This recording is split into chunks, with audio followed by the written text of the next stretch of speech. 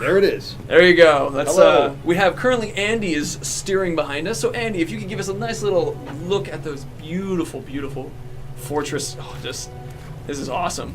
Ooh, look at the sun in the left too. I love that.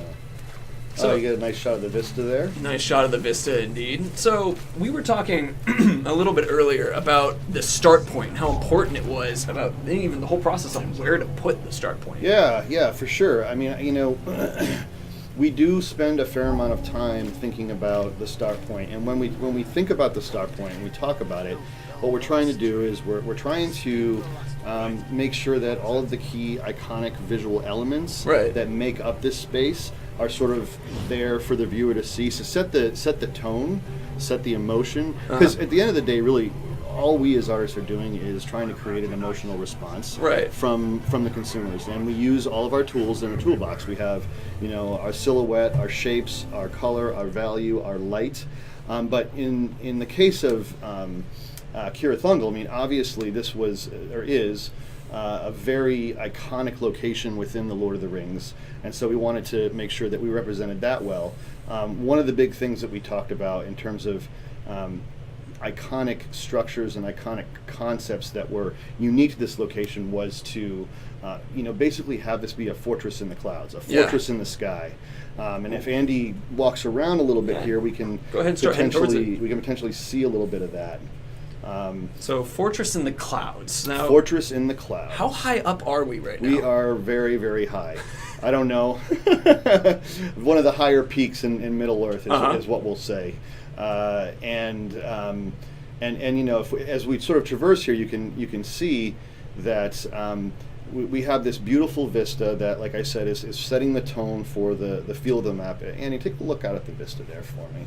Jump up in the tower first, real quick. There you go. Just so that we can even get a better one, and also it'll minimize the dudes attacking us. Because when we're playing this, we're actually doing this in-game, so there's going to be a potential of even an ambush if we're not careful. But anyway. Oh man, I love that. This gives us a nice view of sort of what we were trying to accomplish. I mean, the other thing too, in terms of the start point, we wanted to make sure that fortress was elevated, so we got that sense of scale. Right. We got that sense of power of this iconic, huge, massive structure sitting on top of the cliff edge. Oh, that's fantastic. Which of course also adds to a good sense of verticality. Right. As well. Oh, that's very cool. Well, how did you get the design for this geology and this kind of thing? Why is Cirith Ungol looking like this? Of course, yeah. So, a couple of things. It is Mordor, and this was one of the locations where we wanted to focus on the geology, sort of having these jagged, strong, aggressive sort of rock formations that set the tone of it being in Mordor. When we begin doing that reference gathering, and we can take a look at some of these rocks here, if we take a little bit of a closer look. Let's try the one on our right now. It's lit by the sun. That's great. So you can see there's a nice level of realism that we're accomplishing here, and that is being done through a number of techniques, but one of the ones that we introduced on this game was the concept of photogrammetry. All right, we talked about that yesterday. Yeah. So for those who, I didn't know what it was until you explained, but what is photogrammetry? Think of it this way. It's a massive you're basically creating a massive 3D scan of whatever you want to essentially use and bring into the game. So what we do is we take these really high resolution photographs, either by going on location and shooting on the ground, or, but this is really cool, we also shoot using drones. So we have, that's fun. We have some folks that bring out their drones, and we go on location and fly around. And essentially what we do is we get, like I said, these high resolution photographs. We scan all this information, and then we bring that into the engine, and that helps generate the geometry and then also the materials. Oh, that's fantastic. And it's a thing that's been around for a long time, but it's sort of newer to games. It used to be, it started out with being used by cartologists and by the government in terms of trying to get basically intelligence on information. And it's been used in film for a good amount of time, but over the last couple of years, it's been introduced into games, and it's really helped bring that level of realism and authenticity up to a whole nother level. Oh, that's amazing. And for a reminder for everybody watching, we're playing this at 60 frames per second, and then because we're on Twitch and YouTube and that kind of thing, it's at 720p. So we're actually, the TV we're using is 1080p, and then we have 4K. And so just as a reminder, like, if this is how it looks at 720p, so you guys have a standard to know.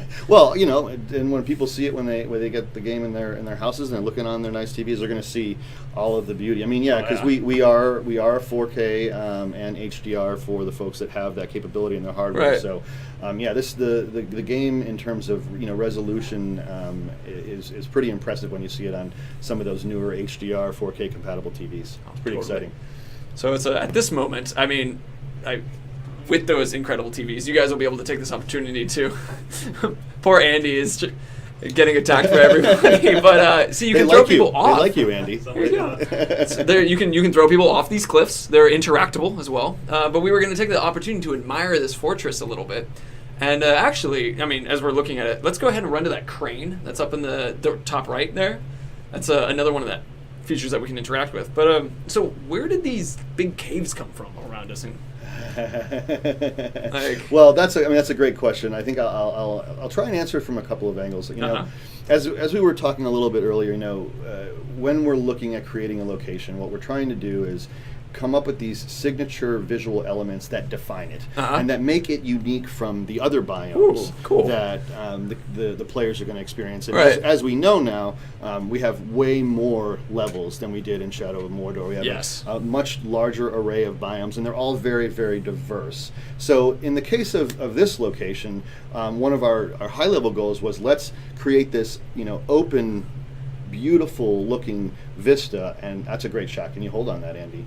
And then we wanted to contrast that on that with this massive cave structure. So what we're looking at right now is actually about 1/6 of the level. To our right, 1/6, something like that. To our right is a massive cave structure, and so this goes into some of the other stuff that we were talking about the other day, and the concept of spatial psychology. Right. Ooh, and there's going to be some great examples of that too coming up. Which, if you want to start talking, we can. But there's certain call-outs specifically. Let's do it. Okay. So, to jump to some comments that I've been seeing going through, I think my favorite one was a couple people who I can't. Some people are like, "Oh my god, I love rocks," and some people have been asking to look more at the rocks.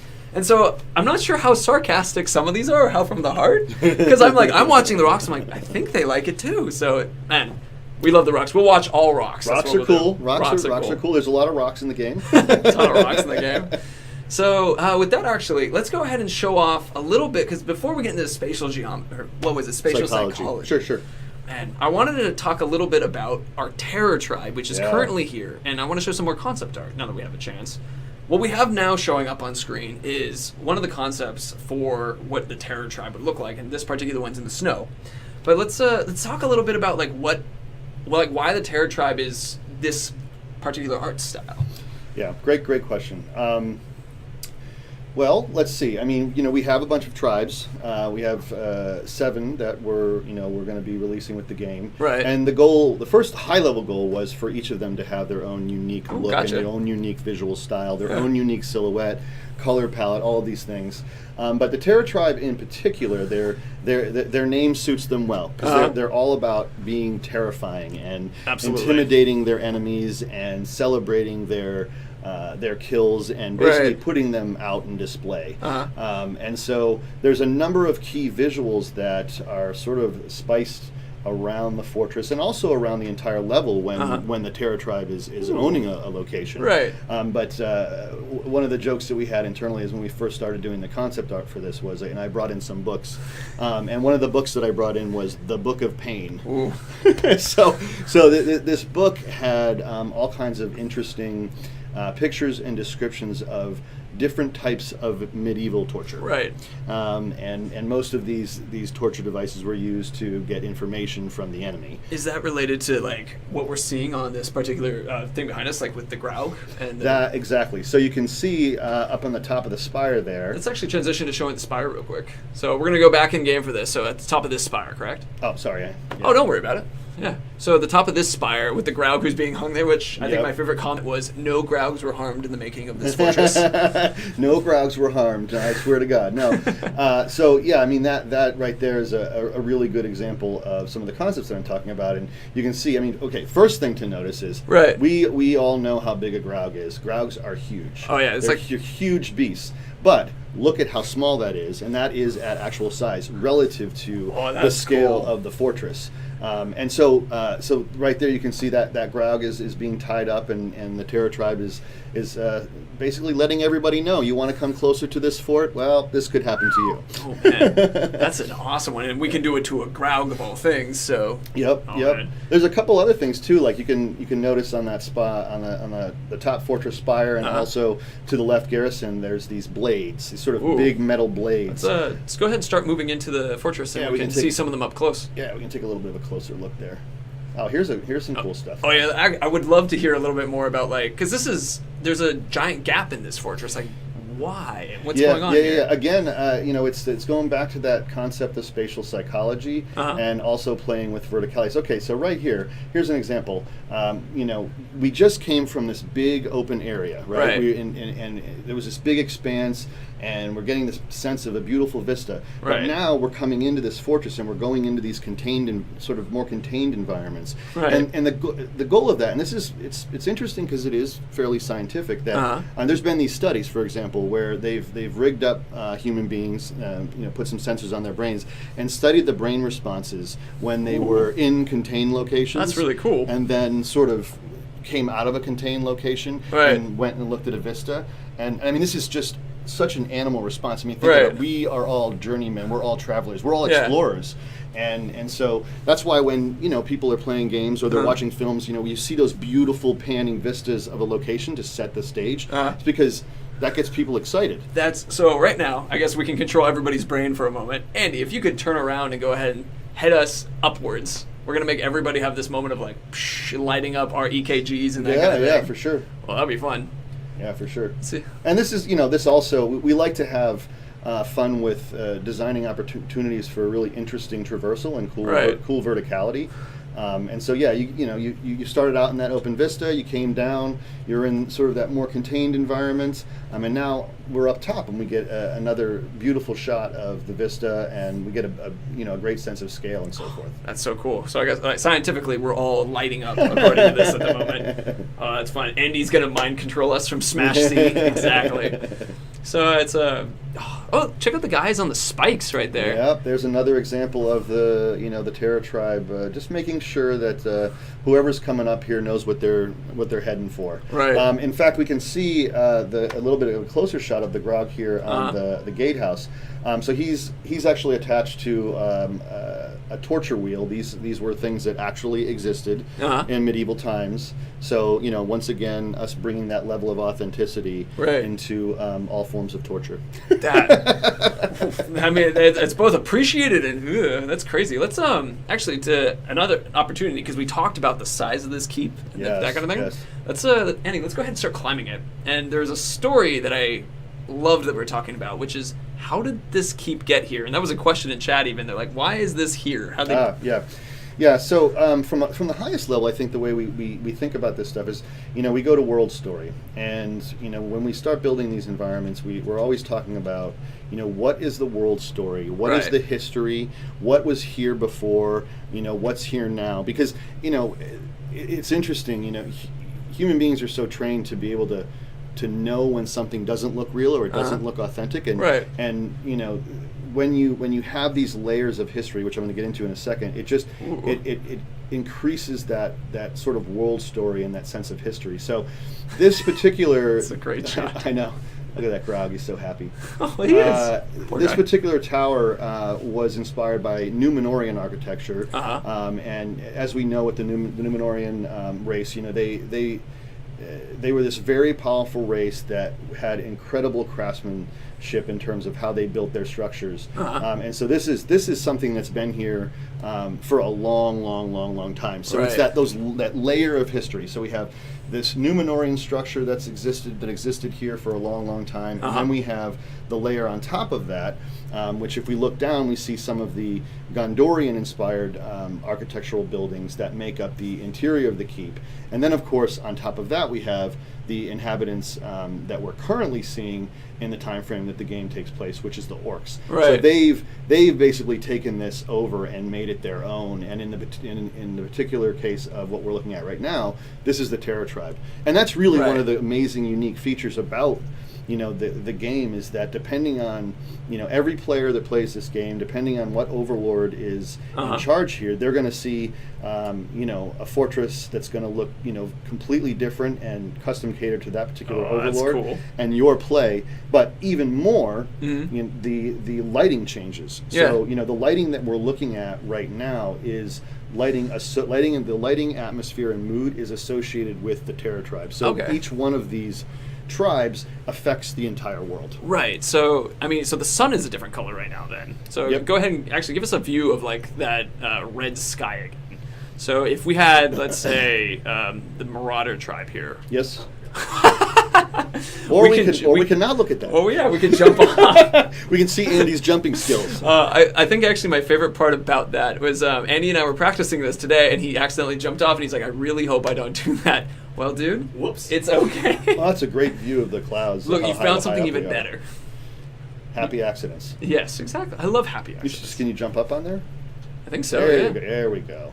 Ooh. Yeah, you get a really good sense of the scale. So yeah, as you were saying, if this is the Marauder tribe, for example, it would be a clear blue sky type day, not nearly as much atmosphere, and we do that because the Marauder tribe is all about pillaging and stealing everybody else's treasure. Right. And so, what better way to show that off than to have a nice clear blue sky? You get that nice hit of speck on all that gold and silver. Oh, I love that.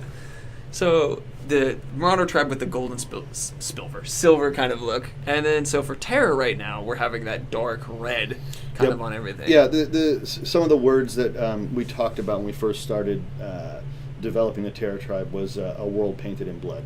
So the idea was to go with a more of a sunset sky, and if you look at some of the buildings, you'll see that there's blood dripping down the sides of the buildings because that's cool. The Terror, and you can see a little bit of it right there, even because the Terror tribe likes to celebrate their kills, their torturing. Oh, that's cool. They're a happy group. They are indeed. They relish in the pain, I guess. They relish in it. Yes. Well, let's go ahead and jump off the tower now. Actually, on purpose this time, and which honestly, it was a very beautiful swan dive. I don't brag or anything. Yes. This one might have even been better. Yeah. Well, let's do a little bit more of that spatial psychology, because to the left, actually, I think is a really fun moment, because we just come from the top of the tower, and then go ahead and run off towards the left real quick. And so suddenly we're shrinking again, but then we can even jump off this little wooden diving board right here. Yeah. And then we even drop to a lower moment. Yep. And it's so that changing in verticality and that change in space and size. So you were saying that it lights up. Oh, these guys are training. That's awesome. Yeah, I know. The world is just alive. Just waiting for us to explore. When we were testing this earlier, a guy was throwing a hatchet at the target like that, and he missed it, and it bounced off, and we kind of had it was just good job, try again, big guy. That's awesome. Oh, man. So, we had a question. Currently, right now, we are demoing on Windows 10, just so you guys are aware, it's a PC. And let's go ahead and jump across that chasm. Or first push. Oh, he died at the edge. And let's see. Oh, this is cool. So, we were talking a little bit. What's the yellow spots that are on a lot of these buildings right now? Oh, yes. So that is some lichen. Some lichen that is. We have lichen? Yes, we do. Wow. We have some lichen that's growing all over these fortress buildings, and also, all around the geology. And it's a great question because, we actually talk about this stuff in detail. One of the things that's interesting is, we are a realistic palette. We are an authentic looking world, but we do try to get some color into our levels here and there, just for visual interest. And one of the concepts that we talked about when we were talking about the lichen was that this lichen, sort of this red rust color. It's almost as if it's eating away at the rocks. Oh, that's cool. So it's sort of staining the rocks. Yeah, we can see the lichen on behind our orc friend right there, but we can see the lichen on the stones too. For sure. So I saw a question. Someone was asking what lichen is. It's like a moss that grows on. It's a living creature. Yep. So it's growing, and as you said, it looks like it's eating away at the stones. Oh, that's cool. This guy, where did my friend go? So let's go ahead and start heading towards those caves because we've got a couple things to show in there. We're not going to show everything in there yet. No, but we'll give you a little bit. You want to talk about the mouth? Ooh, please! Oh, I love the idea of the maw. Yes. I don't even know if we're gonna. Let's see if we can get up. I think we can. Yeah, we can get a good view from right here. So just to talk a little bit more about the geology.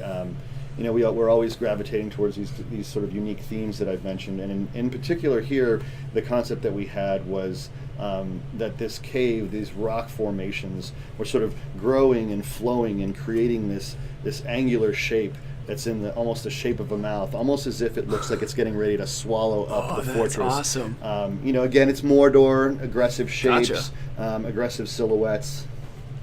It's my shirt currently says Mordor, wish you were here. So it's the right one for the experience. Oh, that's cool. And then you see the light. So it's like it's gonna eat this fortress. That's right. Yep. That's fantastic. Cool. All right, let's. So Andy, go ahead and that one just to our right. We'll go through that one, then take a sharp left because there's a tower over there we want to talk about. Which before we reveal and talk about that tower, sure. Let's actually talk about why there's an interesting tower. You described it as almost like points of interest that people can immediately get. Yeah. One of the challenges of making a game is that obviously you can't control the composition because it's not like a 2D painting where you can follow the rule of thirds and follow some of these illustration and photography tricks that are pleasing to the eye. So what we do in a 360 world game where you can explore anything is we try to make sure that from as many angles as possible that there are these iconic structures or iconic geological elements to draw the eye, to create visual interest. And in many cases, a lot of the times these, and in this case it is true that this big iconic structure that we're going to go and check out also has a gameplay opportunity. Right. So a lot of times what we'll do is we'll have something that's towering in the sky that actually has a purpose. It's drawing the consumer and the player towards it as a point of interest. But it also from its simplest form, it's breaking up the silhouette of the world so that you have, like we were talking about, elevation change. Right. And just and of course it offers you these gorgeous vistas. Really cool vistas, so you can check out the world. Right. Actually, Andy, could you look up to see to the left a little bit? I want to see if we can get a bit of more of that mouth look to the right too. Oh yeah, wow, it just continues to tower up and over. That is cool. So actually, now that you mentioned this is a gameplay involvement, in fact, you guys can see there's a little icon here. So this is what we call a high deer tower. Basically, these are the exchange of what we have now is instead of the Tower of Silver, we use these. And so they're allowing you to look and find new points of interest, including things we call Sheila puzzles, which we'll let you guys find. The Ithilden, which we actually had about 2 weeks ago on a stream. We were talking about that with the Celebrimbor legendary gear. And then also you can pick up Gondorian artifacts. And so using these towers, they turn into fast travel points as well as ways you can discover these things. Yeah. But we'll let you guys play with those at a later time. And I love if people is it October already? Sorry, bud. It's coming. It's coming. So we can see right through there right now a bit of the inside. But before we show that, I want to take us back to some concept art. Yeah, let's check because what's going on inside all these places? Yeah, for sure. From a narrative standpoint, Cirith Ungol in our story, this is where a lot of the staging for Sauron's forces is taking place for the assault on Minas Ithil. So there's an incredible amount of industry and planning for war and building of war machines and so on. So once we get in there, we can talk about some of the stuff they're doing in there that is getting Sauron's forces ready to take down Minas Ithil. Actually, before we do that though, we have another inside look because we were showing you could see these wooden platforms kind of thing. So let's go ahead and let's do a quick. Don't worry. It's so where we had these platforms in there, and so these platforms. Now, you had an interesting way to describe this particular environment, and I want to have you say it again, and then we'll go into it. Sure. Yeah, one of the things that we talked about was the goal here was to create sort of this beehive of activity and visual interest and layers of architecture and verticality. Right. And once we get in here, we'll see that this is one of the big areas of industry where the orcs are mining in this cave for all of its raw materials. Oh, that's awesome. Gotcha. That's very cool. So with that, actually, let's go ahead and start heading towards that so you guys can see. Let's do it. It's going to be cool. Oh, yeah. I think I saw Urik's Hollow in there actually made a comment saying concept art is too OP. I particularly liked that. Oh man! And so a couple people asking a few questions related to this, and sure. It's I actually have a question, but I want to. So people are saying, are these caves goblin related at all, or? Not particularly goblin related. We certainly have our ghouls that like to show up from time to time. That's true, yeah. Depending on the time of day and kind of the state of the game. Right. But no, not particularly goblin related. But when we were developing these visuals, I think people are looking at the concept art and seeing some of those similar visuals. We did look a lot at Isengard to sort of sell that concept of Sauron's forces just nonstop preparing for war. And another thing that's interesting to talk about too is some of Tolkien's themes. One of the big themes is the concept of over-industrialization of the world and the fall of nature. And really that's one of the big concepts that we were excited to be able to really, really sell in this game versus Shadow of Mordor. So like this shot right here, the joke that I have with my team was like, this is one of my dreams coming true. All of the layers and suspended bridges, even all of the little torch lights, just this sense that there's just this industry that's forming and these rocks that are being grafted and mined to create all. You can see they're carrying them right now. They're carrying them right now, getting ready to take out Minas Ithil and whoever else is in their way. Oh, that's cool. They comment that it's when we were talking about Isengard. There's a YouTube video where they take Legolas and have him talk about they're taking the hobbits to Isengard. It's a techno, and now a couple people in chat were singing it, and it's now you put it in my head, guys. Thanks. I'm trying to focus. Oh man, I love the way that you can see the sparkles of like the dust from that one beam of sunlight coming through there. Yeah. That's lots of little atmospheric tricks that we use here. I mean, atmosphere is everything, in terms of creating a mood. And in this particular area, we really amped up the fog and the particles to give that sense that there's all this activity, and it's almost like the industry is choking the air. Right. And again, that's the concept of creating a mood and creating a feeling and trying to get an emotional response from our players. Oh, man, it's so pretty, and I love how you can see it look back out and go in that direction. There's your spatial psychology. Oh, you're right. It's that moment of like you're compressed and then you have it open. Yep. Oh, that's cool. Let's see. We have I'm looking for a couple questions just as I'm curious, but I had one a second ago that I thought was pretty fun, which actually I think we were running through this yesterday because I wanted to tell a little bit of a story. So sometimes this is a bit slippery, and we've seen orcs falling off some of these rafters. In fact, just a second ago we saw when Andy and I was practicing, an orc stepped on a mine and blew himself off. Yes. It's a very safe place. I was about to ask. It's a very, very safe place. I was about to mention, when we're looking at this, you can almost see a bit of ingenuity, but also that kind of level of slap it together. Absolutely. Oh, that's a great point. I mean, the orcs are interesting. I think that poor orcs get a bad rap. Really? They get a bad rap. Yeah. Because I think that a lot of folks think of them as being sort of mindless soldiers, and they're not very intelligent, and they don't really have personality or anything like that. But they actually do, and I think that's one of the coolest things about the Shadow series is that because of the Nemesis system and because of the way that we've sort of developed these unique characters that are different for each gameplay, we're really expanding what an orc can be, how an orc can talk, what he can say, but also what he can look like. With our tribes, there is a huge expansion of visuals that, I think it still looks like this is an orc. He feels like he fits in this world. Right. But, we're showing so much more personality in the orcs in terms of the design of them. That's cool. I love to hear that. And actually, Andy, continue on to there's another crane that I want to have us run to because it adds a very fun opportunity. We could also check out the boiling mud down at the bottom. That's actually, the crane is a perfect transition to it. The boiling mud. It's that's happened to why we like the position of this particular crane.